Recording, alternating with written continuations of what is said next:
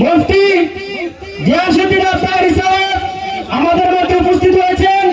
আপনারা যারা দাঁড়িয়ে আছেন মেহেরবানি করে প্যান্ডেলের ভিতরে চলে আসুন।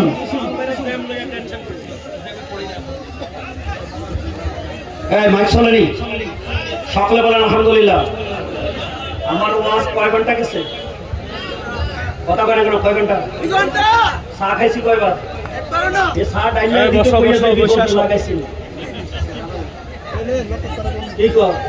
আমি কিন্তু চা ডালছিও না, নিজেও খাইছি না।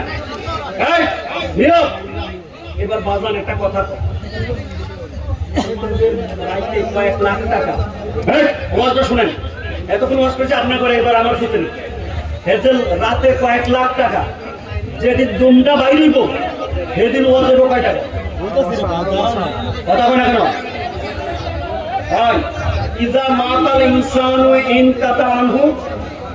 মানুষ মরে গেলে আমল বন্ধ হয়ে যায়, কিন্তু তিনটা কাজ করলে কিয়ামত পর্যন্ত কবরে সওয়াব পায়। এই তিনটা কাজের জন্য জালালউদ্দিন সুয়ুতীর এতক্ষণ ওয়াজ করছে।